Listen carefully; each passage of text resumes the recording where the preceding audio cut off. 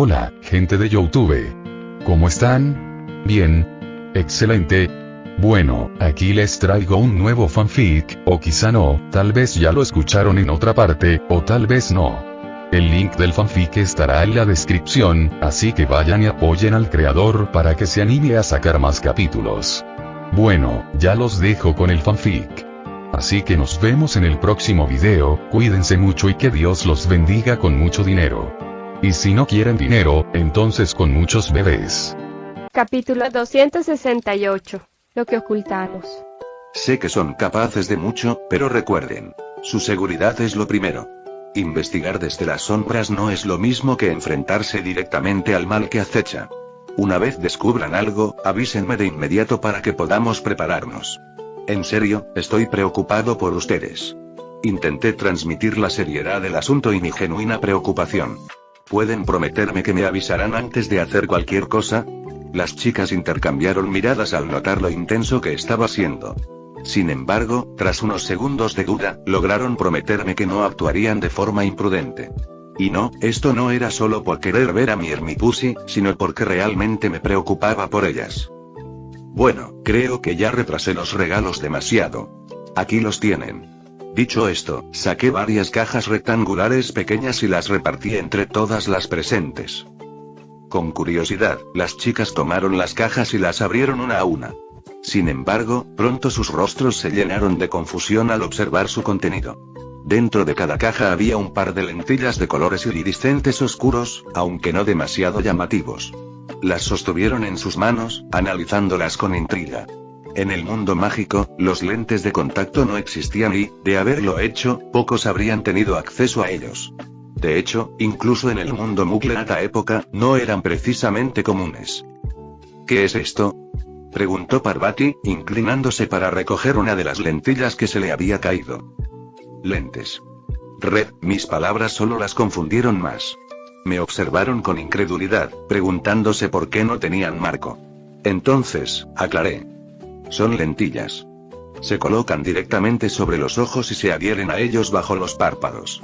No se caerán ni interferirán con su visión, y sobre todo, no podrán desprenderse a menos que las retiren intencionalmente, aunque preferiría que no lo hicieran. Red, varias chicas intercambiaron miradas, estremeciéndose ante la idea de colocarse algo directamente en los ojos. La incomodidad en sus expresiones era evidente. ¿Por qué querríamos ponernos esto en los ojos?, preguntó Kracey, con una mueca de aprensión al imaginarse la sensación. Para protegerlas. Respondí. Sus rostros reflejaron aún más confusión. Algunas, sin embargo, comenzaron a intuir mis intenciones. Daphne y Hermione, por su parte, tomaron notas rápidamente, analizando la información. Estas lentillas son, por así decirlo, artefactos alquímicos. Intenté tranquilizarlas. Fueron diseñadas para ser cómodas, así que no sentirán dolor ni molestias. Además, poseen protecciones especiales contra ciertos tipos de magia y habilidades. Por eso, espero que se las pongan. Hubo un silencio tenso mientras procesaban la información. Una vez colocadas, pueden olvidarse de ellas. Son lo bastante mágicas como para volverse parte de sus ojos, casi como si siempre hubieran estado ahí. Y no se preocupen, su efecto solo dura 6 meses. Pasado ese tiempo, se desvanecerán por completo, sin dejar rastro ni causar ninguna repercusión. Red, me costó convencer a algunas de las chicas, pero al final lograron entender que esto no era opcional, sino una medida de seguridad imperativa. Les rogué que las usaran. De hecho, estaba tan decidido que literalmente planeaba quedarme ahí hasta asegurarme de que todas se las pusieran. No podía arriesgarme a que, por un simple descuido, las cosas salieran mal y alguna de ellas muriera. Sé que puedo curar casi cualquier herida o enfermedad, pero la muerte, y aún estoy estudiando eso. Solo he logrado unos pequeños avances gracias a aquella misión en el tablón. La necrópolis estaba infestada de muertos vivientes y de material interesante para mis investigaciones, aunque, lamentablemente, no pude conseguir mucho. Aún así, no quiero arriesgarme. Después de mi insistente persuasión, vino la parte difícil: colocarles las lentillas a cada una. Pansy, en un despliegue de valentía, se adelantó incluso más que las Gryffindor para ser la primera en probarlas. Sí, tuve que ponérselas yo mismo, porque la mayoría no se atrevía a hacerlo por su cuenta. Solo Penélope, Padma, Daphne y Luna se animaron a colocárselas sin ayuda. El proceso no fue precisamente fácil. Algunas chicas, de manera instintiva, se resistían. Sujetaban mi mano, cerraban los ojos con fuerza o se apartaban en el último segundo. Tuve que aplicar un poco más de firmeza para lograrlo. Ah, y también estuvo Lavender. Vamos, solo ponlo. No te preocupes si me duele, no te detengas hasta que esté bien adentro. Gritó con más emoción de la adecuada. Solo unos pocos captaron el doble sentido de sus palabras. Pero bueno, dejando eso de lado, todo fue bastante bien. Hermione, como mi novia, me pidió que fuera más cuidadoso con ella. Gimli, aunque podía ponérselas sola, insistió en que lo hiciera yo. Y después de eso, no hubo más incidentes. Tomó un poco de tiempo, pero al final todas parpadearon varias veces, intentando adaptarse a la sensación de las lentillas. Al principio, los colores iridiscentes oscuros entorpecieron su visión, lo que provocó una ligera incomodidad. Sin embargo, tras unos segundos de parpadeo y enfoque, ¡pum!, todo volvió a la normalidad. Tal y como les había dicho. La sensación era tan natural que dudaban si realmente las llevaban puestas. Algunas, en un arrebato de escepticismo, comenzaron a tocarse los ojos de forma torpe, como si intentaran confirmar que seguían ahí. Con mi misión cumplida, me despedí, deseándoles lo mejor antes de marcharme. Las dejé sumidas en una acalorada discusión sobre las lentillas y las posibles implicaciones de su existencia en el mundo mágico. Poco tiempo después de que me fui, y tras el breve entusiasmo por los extraños lentes que ahora protegían sus ojos, el grupo poco a poco se calmó. El bullicio cesó y el ambiente quedó en silencio.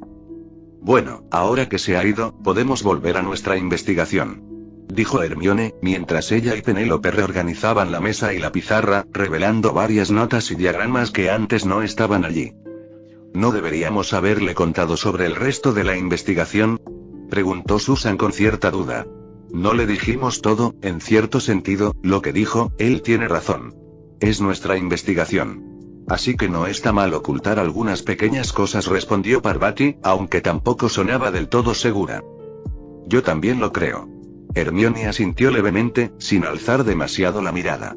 Dijo que era peligroso, y lo entiendo. Quizá ocultárselo no fue lo mejor, pero nadie aquí quiere perderse la oportunidad de resolverlo. Intervino Penélope desde el fondo, suspirando. Ella misma entendía la situación. Aún así, tal vez debimos habérselo dicho, murmuró Ana. Si tanto piensas eso, ¿por qué no mencionaste nada cuando él estaba aquí?, preguntó Pansy con los brazos cruzados.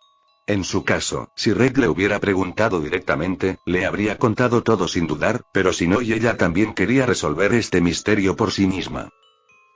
Bueno, como nadie dijo nada, respondió Ana, algo avergonzada. ¿Y qué piensan las demás?, preguntó Hermione, recorriendo con la mirada a las chicas. Yo tampoco dije nada por la misma razón. Pensé que si íbamos a contárselo, alguien lo habría hecho, respondió Parvati. Igual yo, no quería ser la primera en decirlo y que resultara ser un secreto, añadió Padma. Así, todas llegaron a la misma conclusión. Ninguna había revelado esa parte de la investigación simplemente porque nadie quiso ser la primera en hablar. No es que quisieran ocultárselo a Red, pero tampoco querían arriesgarse a compartir algo que no debían y acabar ofendiendo a las demás. Este descubrimiento dejó a todas un poco sorprendidas, pero, en el fondo, también les alegró. Confiaban en Red.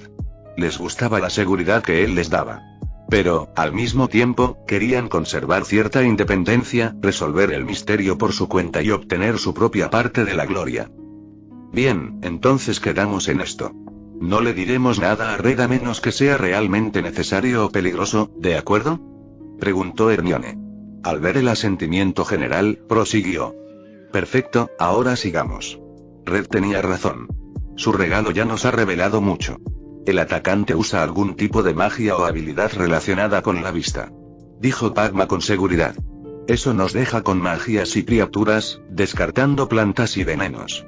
Todavía podría ser un veneno y uno que se aplique directamente en los ojos, comentó Ana, aunque ni ella misma se lo terminaba de creer. No quería desechar por completo su línea de investigación. Lo siento, Ana, pero solo podremos retomar esa posibilidad si encuentras alguna planta que afecte específicamente los ojos. Daphne negó con la cabeza, aunque intentó suavizar su respuesta. Las chicas de Ravenclaw pueden seguir buscando magias con esas características capaces de petrificar. comentó Hermione.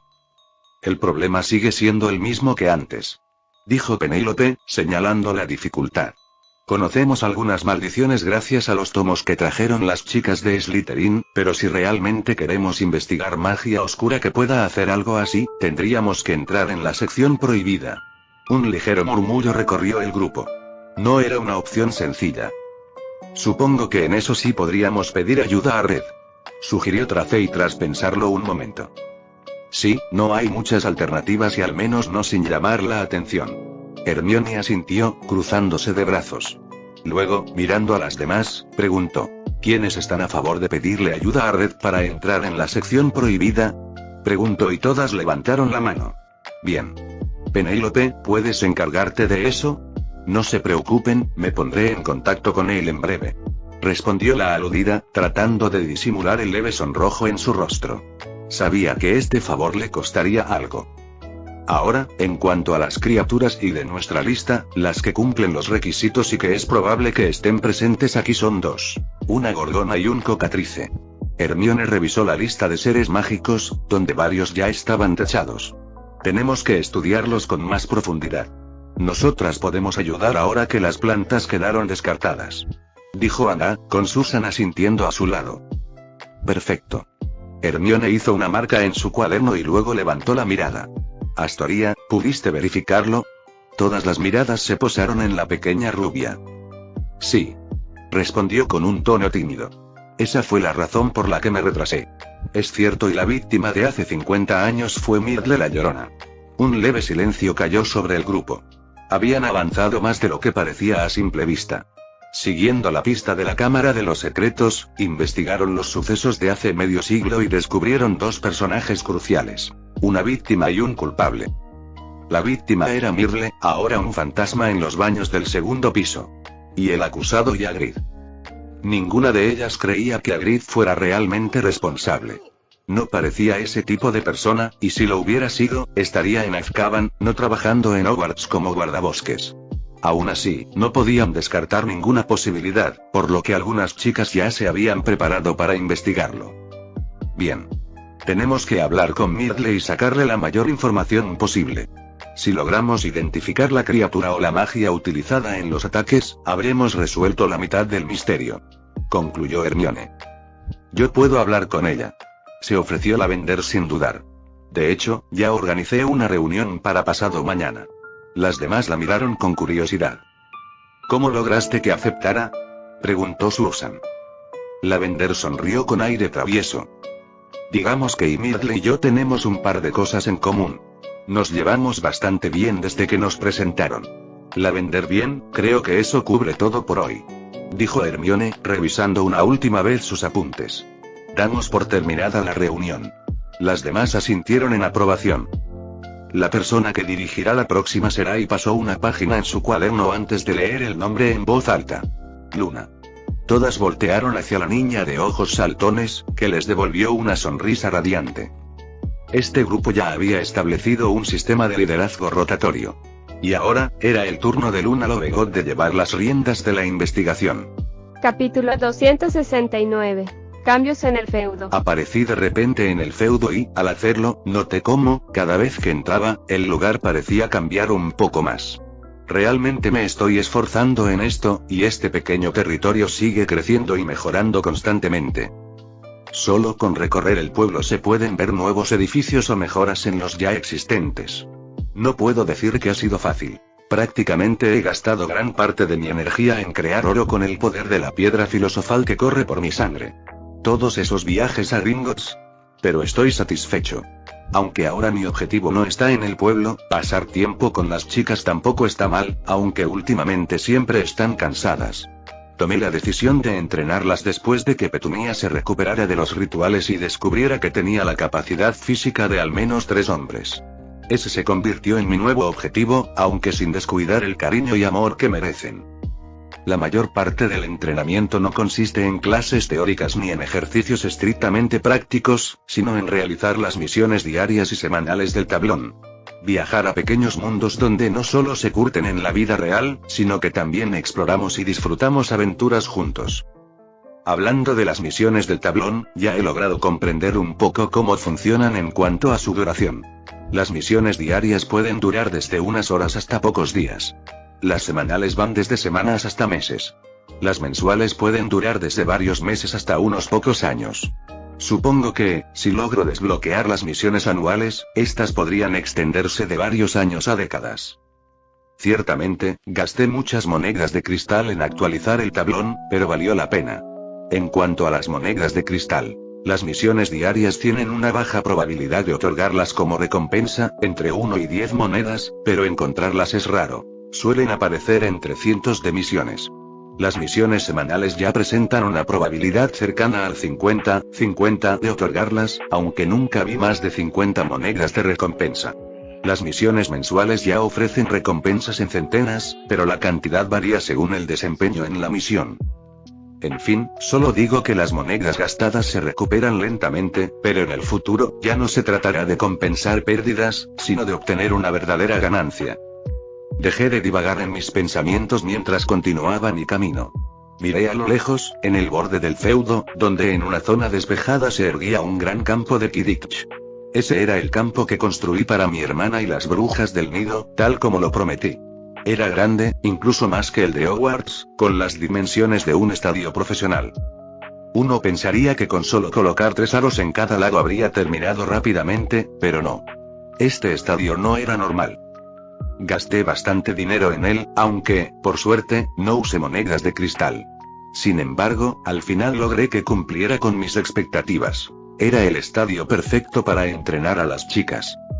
Las gradas eran pequeñas, mucho menores que las de Hogwarts, pero eso no importaba, ya que el público no era una prioridad. Los aros podían cambiar de forma y tamaño, además de moverse en distintas direcciones, girar o incluso desplazarse por el perímetro del campo. También se podía modificar el ambiente y el clima. De la estabilidad actual a un calor abrasador, una helada, lluvias torrenciales o incluso granizo, todo sobre el campo. Además, el suelo podía arder en llamas o transformarse en agua. Entrenar aquí permitiría volar bajo cualquier condición. Dejando de lado el campo de Quidditch, había muchas más cosas en las que había invertido. Aunque esta vez gasté un poco más, seguí evitando el uso de mis preciadas monedas de cristal siempre que fuera posible. Una de las opciones más útiles que encontré fue la capacidad de invocar jugadores NPC de Quidditch, aunque de nivel bastante bajo, durante 1 hora al día para jugar partidos de práctica. Si quisiera, podría invocar verdaderos profesionales, pero no estaba dispuesto a gastar mis monedas de cristal en ello. Sin embargo, hubo otras mejoras en las que sí decidí invertir. Adquirí varias snitch mejoradas, no solo en velocidad y agilidad, sino con habilidades únicas. Algunas pueden teletransportarse cada cierto tiempo, mientras que otras se calientan al rojo vivo al ser tocadas. También conseguí waffles que aumentan de peso cuanto más tiempo las llevas contigo y Bloodgers con una inteligencia de rastreo y ataque muy superior a las normales. Estas últimas incluso pueden multiplicarse o adoptar las propiedades de las otras pelotas. En definitiva, este campo no solo serviría para entrenar a los mejores jugadores de Quidditch, sino que también podría forjar la fuerza aérea mágica más competente del mundo. Aún así, ese no era mi objetivo por ahora. Esa fase vendría más adelante, cuando invitara a las chicas a entrenar aquí. Pero antes de eso, me aseguré de dividir el espacio para que ninguna de ellas pudiera percibir ni acceder al resto del feudo. Con esa idea en mente, continué mi camino. Me alejé de las construcciones humanas y me dirigí hacia los exteriores, a los pequeños bosques periféricos. En el trayecto, pasé junto al cementerio donde suele residir Elena, y sí, allí estaba. Este cementerio había crecido enormemente desde su construcción. Al principio, era poco más grande que una casa y contaba con apenas menos de una decena de tumbas. Ahora, su tamaño se había multiplicado casi 10 veces, y su atmósfera era completamente distinta. Además de las tumbas en el suelo, se habían construido algunas criptas y un pasaje subterráneo que conducía a una catacumba, cuyo tamaño era equivalente al del cementerio original. Aunque tenía pequeños senderos y algunos árboles, este lugar no era un cementerio colorido ni apacible. No, solo acercarse a él bastaba para sentir la presencia de la muerte.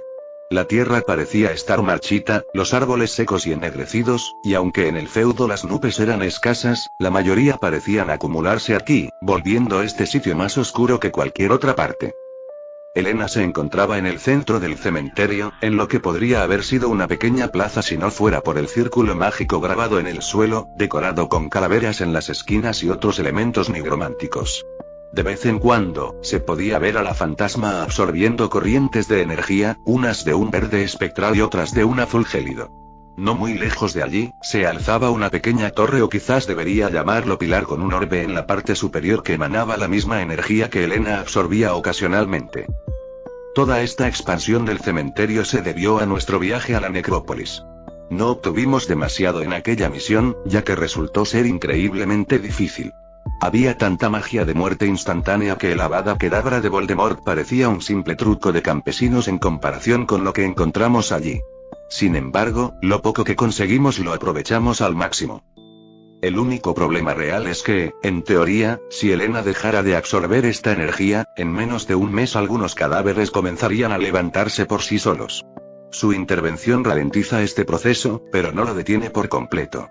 El cementerio sigue acumulando grandes cantidades de energía de la muerte, y poco a poco se está convirtiendo en un lugar similar a la necrópolis. Una tierra dominada por los muertos.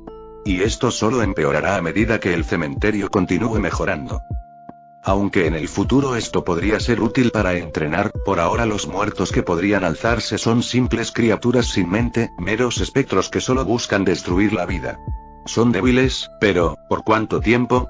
Quizás, si logramos regresar a la necrópolis, podamos descubrir más secretos. En ese mundo, en una sola casa podría haber tanto conocimiento sobre la muerte como el que podría existir en un país entero aquí. Dejé atrás el cementerio y, finalmente, llegué al bosque. Me dirigí a una zona en particular que ahora estaba cubierta de telarañas, aunque dentro de un área bastante controlada. Suspiré, consciente de lo que me esperaba allí, sin estar del todo seguro de cómo debía sentirme, e ingresé. Mi prole arácnida había nacido hacía ya un tiempo. Al nutrirlas con mi magia de sangre mientras aún estaban en sus huevos, había acelerado su nacimiento más de lo que hubiera imaginado. En realidad, de no haberlo hecho, su incubación habría tomado mucho más tiempo que el de una acromántula común.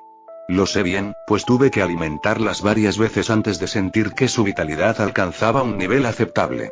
Parecía que la hibridación había prolongado su período de gestación, pero, una vez resuelto ese obstáculo, nacieron incluso más rápido que sus congéneres normales. No puedo negar que su existencia me sorprendió. Desde sus características físicas hasta sus particularidades, todo en ellas resultaba fascinante y, de algún modo, familiar. Eran mis hijas. Mudaron su piel por primera vez poco después de nacer, un proceso que me resultó extraño de presenciar. Gracias a mi constante apoyo y nutrición, crecieron con rapidez, alcanzando la adultez en cuestión de semanas. Fue un desarrollo asombroso. Noté que, a diferencia de su larga incubación, su crecimiento posterior era increíblemente acelerado. Ahora, de pie en medio del bosque cubierto de telarañas, podía sentir su presencia acechando entre las sombras. Eran mis pequeñas, aquellas que habían crecido tan rápido. No pude evitar sentir un calor interno, un afecto instintivo hacia ellas. Al principio, todo había sido un experimento pero ahora, ya no me importaba cambiar mi punto de vista. Sin embargo, este no era el momento para sentimentalismos. Mis hijas debían salir al mundo. Este bosque, aunque seguro, era un entorno vacío. No había depredadores, no había presas, no existía un ecosistema completo real. Ellas, por naturaleza, eran criaturas dominantes. Dejarlas aquí por más tiempo podría afectarlas mentalmente, no se adaptaban a la paz. Necesitaban enfrentar el exterior. Me quedé inmóvil en el centro del bosque, cerré los ojos y aguardé. No tardé en escuchar los pasos veloces y emocionados acercándose por todas partes. En cuestión de segundos, me vi rodeado. Pude sentir sus emociones y lo único que me impedía apegarme aún más a ellas era la certeza de que no podían amar como un humano. Tal vez por su especie o por alguna otra razón, su afecto hacia mí apenas alcanzaba un décimo de lo que sentiría un humano en las mismas circunstancias. Pero lo que sí tenían era un respeto y una lealtad inquebrantables, algo que difícilmente cualquier ser humano podría imitar. Era una conexión profundamente jerárquica, un reconocimiento absoluto de que yo estaba por encima de ellas. Lo aceptaban como una verdad innegable. Y, en cierta forma, quizás debido a mi propia naturaleza inhumana y yo también lo comprendía. Chicas, llegó la hora, anuncié mientras activaba viaje de masa. Como les dije, es momento de partir. Las llevaré a cumplir su primera tarea. Esís. Vamos. Papá. No puedo esperar sonidos de araña, quiero cazar, las escuché dirigirse a mí con sus característicos tonos chasqueantes. Bueno, y al menos, aquellas que podían hablar. Sin embargo, incluso las que no poseían voz articulada lograban hacerse entender. Y no me refiero únicamente a la esencia de Gruida, que también facilitaba la comunicación, sino a la extraña conexión que compartíamos. No era una comprensión perfecta, como si hablaran en un idioma familiar, pero podía captar sus intenciones y las emociones que intentaban transmitir. Teníamos un vínculo profundo e instintivo. Pocos instantes después, desaparecimos del feudo. Capítulo 270. Arañas. Mis hijas y yo aparecimos en una zona interna del bosque prohibido, no demasiado cerca del campamento centauro. No quería asustarlos ni provocar un conflicto por culpa de mis niñas y después de todo, los centauros no se llevan bien con las acromántulas. Este lugar me resultaba inquietantemente familiar. Estábamos a pocos metros de aquella cueva y la misma donde Elise y yo estuvimos atrapados durante tantos años. La nostalgia y el dolor se mezclaron en mi pecho. El resultado final fue el mejor posible, sí, pero el proceso hoy fue una tortura. Suspiré. Puedo pensar en eso más tarde. Por ahora, debía concentrarme en mis hijas arácnidas, que contemplaban el bosque con una mezcla de emoción y cautela. Este mundo era completamente distinto al que conocían. Desde que nacieron, su vida se había limitado a un entorno controlado, pero ahora estaban ante lo desconocido. Podía sentir su necesidad de correr, explorar cada rincón, descubrir los secretos del bosque pero se contenían. Ninguna se movería sin mi permiso. Las observé en silencio, apreciando cada uno de sus detalles. Cualquiera que las viera no sabría distinguir su especie, y un bucle probablemente se aterrorizaría. Los magos, en cambio, estaban más acostumbrados a criaturas extrañas. Además, ellas aún no habían alcanzado su tamaño máximo. Quizás lo harían en un año. Aún así, en su estado actual ya podían ser consideradas adultas. Ahora que estábamos aquí, era un buen momento para hablar sobre mis hijas. Se habían reunido a mi alrededor en un semicírculo. Aunque ya las había estudiado cuando aún cabían en mis manos, no estaba de más darles otro vistazo. A simple vista, no se parecían a las acromántulas. Su complexión y ciertas características las diferenciaban notablemente. La estructura base de sus cuerpos recordaba a diversas especies de arañas, lo cual tenía sentido. Cuando las edité, no usé el linaje directo de acromántula, sino uno más primitivo, el de araña. Por eso, aunque todas compartían un 50% de la misma línea de sangre, el otro 50% era distinto en cada una y esas diferencias eran más que notables. Más a la izquierda se encontraba la hija que más se asemejaba a las acromántulas que conocemos. A simple vista, parecía una araña gigante común, similar a una tarántula, pero con una diferencia fundamental: su mirada. Había en sus ojos tanta racionalidad e inteligencia humana que parecía más un humano convertido en araña que una criatura mágica. Su linaje era 50% araña y 50% mugle.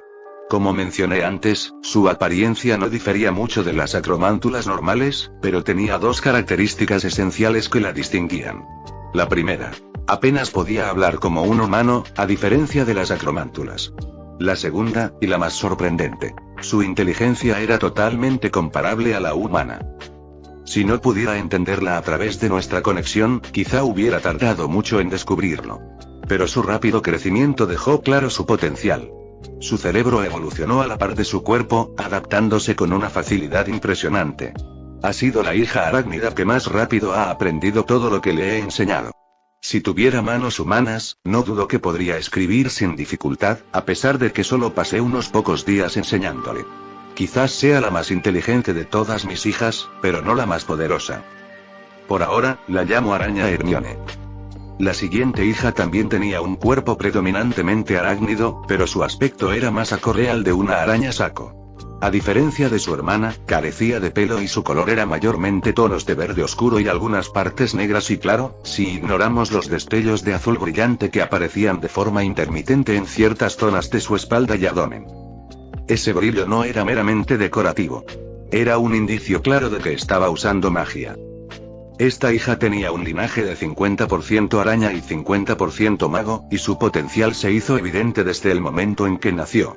Poseía habilidades que ninguna otra araña debería tener. Podía teletransportarse a corta distancia, aumentar su velocidad de manera repentina y dejar una ilusión inmóvil de sí misma antes de desaparecer.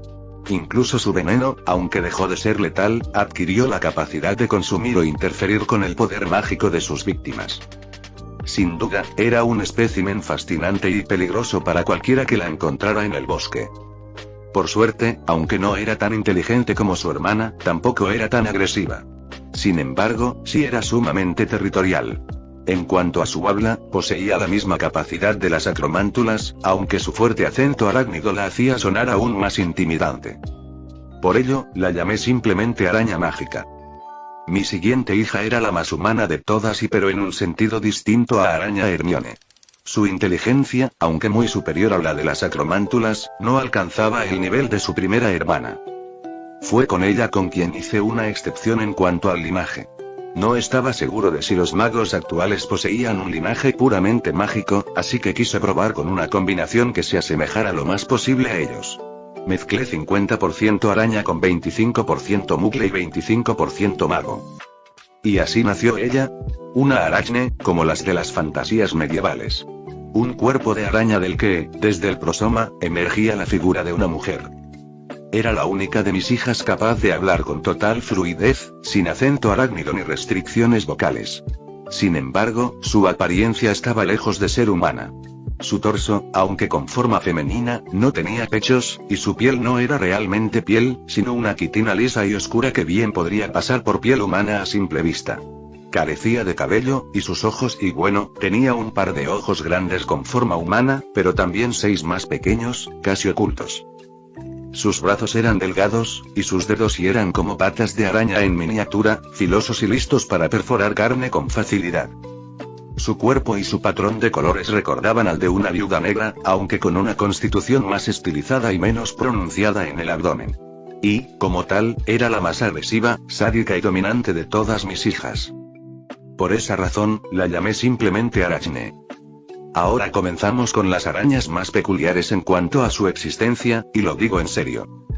La próxima es, un 50% araña y 50% elemental alquímico / golem, un linaje obtenido gracias a la piedra filosofal que absorbí.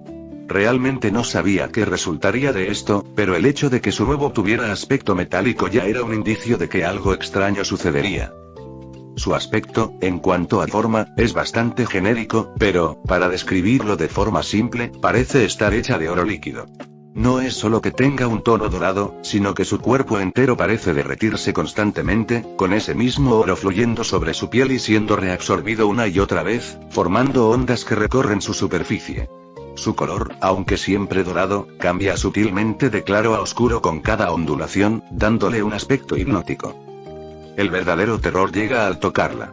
Su cuerpo se siente como si tu mano se hundiera lentamente hasta medio centímetro en el oro líquido, frío y viscoso, aunque este nunca se separa realmente de su cuerpo. Pasado ese medio centímetro encuentras un cuerpo metálico muy sólido y resistente. En cuanto a habilidades, es una de las más peculiares.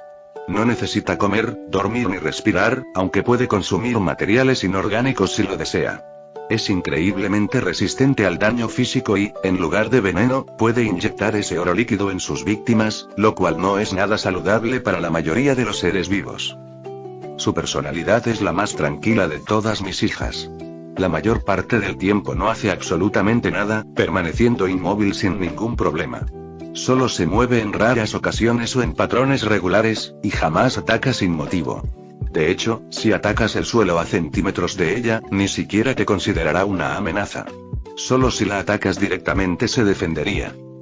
En términos de inteligencia, tiene una gran capacidad de aprendizaje mecánico, pudiendo replicar tareas tras unas pocas prácticas. Sin embargo, en lo referente a pensamiento subjetivo, creatividad o toma de decisiones complejas, es mucho más limitada. Es, en cierto sentido, como un robot. Su habla, aunque apenas mejor que la de las acromántulas debido a que carece de su acento característico, sigue siendo extraña, monótona y con pausas exactas entre cada palabra, lo que la hace sonar artificial. La llamé Goldie. La siguiente araña es, sin duda, una de las más aterradoras en cuanto a apariencia. Su cuerpo es negro con tonos ceniza, su abdomen es más alargado que el de sus hermanas y, en general, es más delgada en patas y cuerpo. A pesar de esto, su exoesqueleto es extremadamente duro. Lo más llamativo es su abdomen, que parece hundido y arrugado como una pasa. Sobre él, en un tono blanco ceniza, se dibuja una calavera macabra, dejando claro que su presencia es un mal augurio. Su linaje es 50% araña y 50% espectro / no muerto. Y sí, es posiblemente la más mortal de mis hijas. Entre sus habilidades, destaca su absoluto sigilo. Sus patas delgadas apenas hacen ruido al moverse. Son extremadamente afiladas, capaces de perforar carne con facilidad y retirarse rápidamente. Puede simular su propia muerte a la perfección, haciéndola indistinguible de un cadáver real y, al no sentir dolor, sus emboscadas y batallas son bastante brutales. Su veneno no es letal en pequeñas cantidades, pero ahí radica el peligro. Una sola gota en el sistema de su víctima empezará a consumir su vitalidad lentamente. Matará poco a poco, y lo peor es que es muy difícil de tratar. Una sola mordida y, aunque escapes, es probable que ya no haya salvación. En cuanto a personalidad, es la más asesina de todas. Si te detecta, te atacará sin dudar hasta matarte, y no por necesidad de alimentarse, solo por matar. Sin embargo, su estilo de caza la hace peligrosa solo si tienes la mala suerte de toparte con ella. Permanece en estado de muerte la mayor parte del tiempo, sin moverse. Elena me ha dicho que, a escondidas, esta araña sale del bosque y se recuesta en el cementerio cada vez que puede. Creo que el aura de aquel lugar le resulta atractiva. Su inteligencia es similar a la de una acromántula promedio. Puede hablar un poco en lenguaje humano, pero rara vez lo hace, ya que prefiere el silencio. Sin embargo, puede lanzar chillidos que rozan el nivel de un ataque mágico, capaces de dañar los oídos de los oyentes y posiblemente desestabilizar su magia. La llamé araña fantasma. Antes de hablar de mi última hija, quiero mencionar algo sobre las telarañas, ya que esto está directamente relacionado con ella. Araña Hermione apenas teje. De hecho, su producción de telaraña es extremadamente baja. Araña mágica solo teje redes orbiculares para descansar sobre ellas o usarlas como plataformas, distribuyéndolas en distintos puntos que parecen ser sus zonas de descanso o turismo. Arachne usa sus redes de una forma más estratégica, no solo para atrapar presas, sino incluso como arma. Ha aprendido a cambiar la consistencia de su seda, aumentando su resistencia y reduciendo su pegajosidad a voluntad. Sería una excelente dominatrix, aunque, por lo visto, prefiere esperar a construir su propio nido y me ha pedido un lugar para establecerse. Parece que las cuevas le resultan atractivas. Goldie produce una seda especial compuesta de oro semisólido, ligeramente elástico. Sin embargo, nunca lo hace por iniciativa propia, solo lo ha hecho si se lo pido. Su seda es un material alquímico extremadamente valioso, con un alto contenido áurico y diversas propiedades peculiares. Araña fantasma también teje redes orbiculares, pero prefiere hacerlas sobre el suelo donde descansa. Su seda, aunque no es la más resistente, tiene un aura de muerte que la hace sentir cómoda. Para los seres vivos, sin embargo, es algo completamente distinto. Si alguien llevase una pulsera hecha con su seda todos los días, viviría entre 1 y 10 años menos de lo que debería. Y con esto, nos acercamos a la última de mis hijas y... Capítulo 271. Arañas rojas. Y aquí está mi última hija. No es la más poderosa o la más mortal de forma individual, pero potencialmente es la más devastadora, por así decirlo. Es la que más se parece a mí en cuanto a color. Su linaje es 50% araña y 50% espíritu sanguinario. Es una criatura imponente, de patas largas como un cangrejo araña, pero con un abdomen grande y redondeado, y me gusta decir que heredó ese lindo trasero de mí. Su cuerpo es rojo como la sangre, con zonas donde el tono varía entre más claro y más oscuro, dando un aspecto aún más inquietante. Ella es la única de mis hijas que podría llamarse una auténtica tejedora. Si le das la oportunidad, construirá redes y nidos, y ninguna de sus hermanas enormes se comparará con ella en este aspecto. No solo es territorial, sino que desarrolla su territorio de manera activa, tejiendo todo tipo de telarañas. Redes orbiculares suspendidas en lo alto, telas en forma de embudo dentro de grietas y estructuras tridimensionales en el centro de su dominio. Con el tiempo, su nido se convierte en una fortaleza de hilos. Lo más curioso es que, en la periferia, su seda es blanca, pero a medida que te acercas al núcleo, se vuelve cada vez más roja y hasta alcanzar un tono carmesí intenso, casi palpitante. Aunque esto último tal vez solo sea mi imaginación. En cuanto a inteligencia, no es tan astuta como Hermione o Arachne. Sabe aprender, pero se mueve más por instinto en todo aquello que no requiere razonamiento.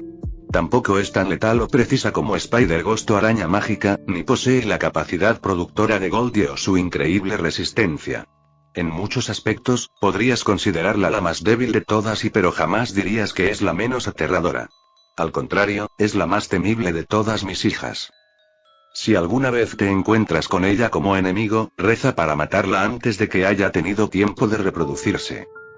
Descubrí sus peculiaridades con la comida que le llevaba, y con lo que hizo a su propia madre y tía Sacromántulas. Que descansen en paz. Después de eso, realicé numerosas pruebas con ella y aprendí lo suficiente para comprender la magnitud de su amenaza. Primero, hablemos de sus presas, que pueden dividirse en dos categorías. 1. Frescos de cadáveres. 2. Víctimas vivas, sus favoritas. Si su presa está muerta pero fresca, hay dos opciones.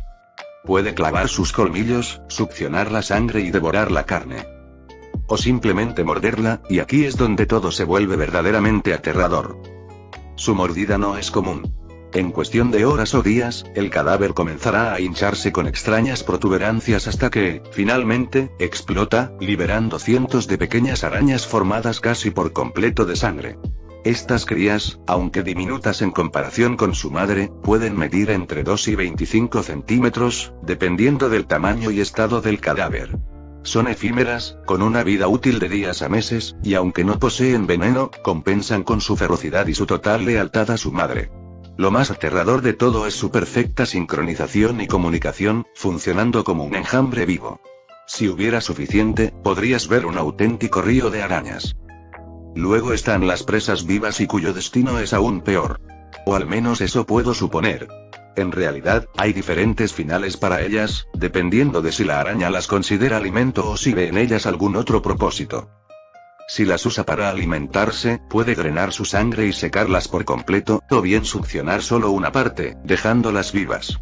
Esto le permite consumirlas por fracciones o mantenerlas como productores de sangre. Literalmente, captura a sus víctimas y las mantiene con vida, nutriéndolas con lo justo para alimentarse de ellas una y otra vez. Un cultivo de sangre, aterrador y vampírico. Luego está el otro destino y el que comparte con las presas muertas. Si decide inyectar su veneno mágico en una criatura viva, ocurre algo diferente. El proceso de gestación de las crías es mucho más lento, permitiendo que se desarrolle dentro del cuerpo de la víctima mientras ésta sigue viva. El huésped, sin embargo, está condenado. Tarde o temprano morirá, consumido por dentro o destruido cuando los huevos terminen por romper su cuerpo. Estas arañas son mucho más fuertes, numerosas y longevas que las que nacen de un cadáver. Son una versión mejorada, perfeccionada por el sufrimiento de su huésped. Hay algo aún peor. A veces, en lugar de inyectar veneno, introduzca en su presa algo más y parásitos arácnidos.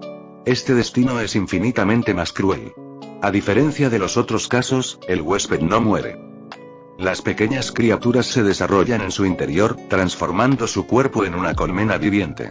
En el peor de los casos, el anfitrión se vuelve un cascarón vacío, incapaz de moverse por sí mismo, condenado a una existencia donde ni siquiera puede morir.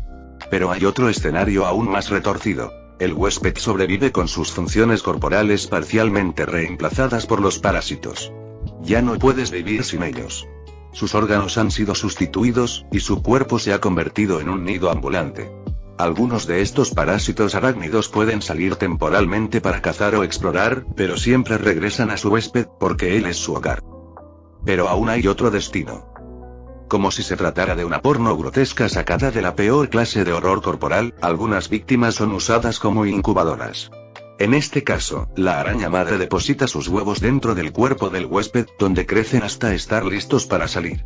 Si la víctima es un ser mágico, sus crías absorberán su esencia para fortalecerse y madurar más rápido. Lo realmente perturbador es que, a diferencia de otras criaturas parásitas que desgarran a su huésped para salir, estas crías emergen de la manera menos dañina posible, asegurando que el cuerpo siga siendo útil como incubadora. Y luego está lo que a mi parecer es la peor posibilidad de todas. En lugar de múltiples huevos, deposita solo uno. Y el resultado es una aberración. La cría nunca abandona el cuerpo del huésped. En lugar de eso, crece dentro de él, convirtiéndolo en su caparazón vivo. No es parasitismo y es un disfraz, una posesión. En la mayoría de los casos, la víctima pierde toda la capacidad de actuar por sí misma, y su cuerpo es controlado por la araña en su interior. Sin embargo, hay casos donde se forma una simbiosis en lugar de un simple control. Lo descubriré de la peor manera posible. Usé un perro como sujeto de prueba y lo que vi fue una auténtica pesadilla. Al principio, parecía un perro normal, tal vez herido, pues movía de manera extraña, con pasos torpes y erráticos. Pero entonces, de un momento a otro, la cabeza de la araña emergió de su boca. Sus largas patas se desplegaron desde el interior del cuerpo del animal, desgarrando la piel a medida que tomaba el control. Y de pronto, comenzó a correr, persiguiendo a un ratón que solté como presa de prueba. Yo ya sabía lo que podía esperar y aún así, me estremecí. No quiero imaginar lo que sentiría alguien que se cruzara con una criatura así en la oscuridad de la noche. Seguro moriría de un infarto. Ahora llegamos a uno de los casos más complejos, pues la araña reina debe invertir un gran esfuerzo en llevar a cabo. Observó varias formas en las que ocurre este proceso, pero todas terminan en el mismo resultado. Este método puede requerir no solo la implantación de un huevo, sino también la inyección de un veneno especial. En un caso, la presa es aprisionada dentro del huevo de la araña junto con el óvulo arácnido. En otro, la araña fecunda a una víctima femenina, logrando una extraña fusión entre el óvulo de la araña y el de la víctima, dando inicio a un desarrollo similar al de un embarazo natural. También he visto situaciones en las que el huevo es implantado en el cuerpo del anfitrión, como en el caso de las incubadoras, o incluso escenarios donde la cría eclosiona y luego busca a su huésped por sí misma. Diferentes métodos, pero un mismo destino: la fusión entre la araña y la víctima. Parasitismo y dominio. En los casos donde la cría se implanta en el cuerpo del huésped, como en los métodos 3 y 4, la araña se desarrolla inicialmente como un parásito adherido al organismo de la víctima. El verdadero peligro es que, si no se extrae rápidamente, la criatura se aferrará a órganos vitales, haciendo que cualquier intento de separación sea fatal. Llegado un punto, ambos seres se entremezclan tanto que se vuelven indistinguibles el uno del otro. A medida que el vínculo se profundiza, la araña empieza a tomar el control del cuerpo. Al principio, lo hace lentamente, pero con el tiempo, el dominio es absoluto. En algunos casos, la mente de la víctima no se queda atrapada para siempre en la conciencia de la araña, sino que se somete a la araña, conservando cierta autonomía, pero con una única función: servirla. Vi un caso donde, en el abdomen de una araña gigante, sobresalía medio cuerpo de un león completamente inmóvil, como si estuviera muerto. Sin embargo, cuando la araña fue atacada por la espalda, el cuerpo del león revivió instantáneamente, defendiéndola. Fusión perfecta. Los primeros dos métodos, aunque más raros y con una tasa de fallo elevada, dan lugar a una fusión aún más profunda y perfecta. En estos casos, ambas entidades pueden llegar a compartir alma y conciencia, actuando en una simbiosis real. De todos los experimentos que presenciaron, solo unos pocos tuvieron éxito, pero fueron aterradoramente fascinantes. Entre los resultados más destacables, vi la creación de una araña serpiente y una araña conejo, criaturas extrañas y perturbadoramente asombrosas. Las víctimas que no son consumidas ni usadas para la reproducción pueden tener otro destino: ser envueltas en capullos y unidas a la red carmesí. En algunos casos, simplemente quedan atrapadas en ella. Aunque parezca extraño, esta telaraña se fusiona con las presas de una manera profunda, conectándolas entre sí y con la estructura misma de la red. La telaraña se alimenta de estas víctimas sin matarlas en la mayoría de los casos, pero absorbe su energía constantemente. Por ejemplo, si la presa es un mago, su poder mágico será drenado poco a poco y distribuido a través de la red, fortaleciendo tanto la estructura como a su reina, la creadora de la red carmesí, mi hija. Esta red genera un aura beneficiosa para todas las arañas bajo su dominio. Cualquier araña conectada puede morder uno de los hilos y absorber energía como si la telaraña fuera un sistema circulatorio gigantesco, con la araña reina como corazón. Además, la telaraña puede transmitir información, permitiendo que la mente de la reina viaje a través de ella. Sin embargo, esto también puede afectar a las víctimas atrapadas, ya que es como si sus mentes quedaran abiertas a la influencia de la reina sin protección. Cuantas más víctimas sean atrapadas, más se expandirá la red carmesí y más fuerte se volverá la colmena. Se puede decir que mientras más grande sea la telaraña, mayor será el poder de este bastión arácnido. Y ahí lo tienen. Esta es la verdad. Lo aterrador de esta araña no es su poder individual, sino su increíble capacidad reproductiva y expansiva. Quizás sea la araña más fácil de matar si se enfrenta sola, pues no destaca por su poder, pero si no se la elimina rápidamente, su número crecerá sin control. Creará una fortaleza viviente que nunca dejará de expandirse, hasta que sea inalcanzable. Es, sin duda, ese tipo de monstruo que solo querrías ver en películas de terror, nunca en la vida real. Pero es mi pequeña hija, a pesar de su naturaleza, sigue siendo leal a mí. Ella misma ha limitado su crecimiento para evitar afectarme, e incluso me consulta antes de hacer algo que pudiera molestarme. Si no fuera por eso, sus hermanas y las demás personas del feudo podrían haber estado en peligro. Por esa razón no la contengo tanto como debería, de no ser así jamás me arriesgaría a liberar algo así en el mundo. Aún así, no es invencible. Tiene dos enemigos naturales: Goldie y la araña fantasma. Goldie, al ser totalmente inorgánica, es inmune a todos sus ataques y tácticas parasitarias. La araña fantasma, por otro lado, es su perdición. Su veneno tiene el poder de la muerte. Si muere la telaraña roja, el veneno se propagará lentamente, destruyéndola. Para contener la infección, se debe cortar la red en el punto afectado antes de que la muerte se expanda. Pero el peor escenario es si la araña fantasma muere directamente a la reina. No importa cuánto se haya fortalecido, su destino será la muerte. Y si, por alguna razón, lograra sobrevivir, quedaría dañado permanentemente, lo que afectaría a todas sus futuras crías. Así es como nació esta hermosa pesadilla a la que, en ausencia de un mejor nombre, llamé araña reina. Fin del capítulo 271.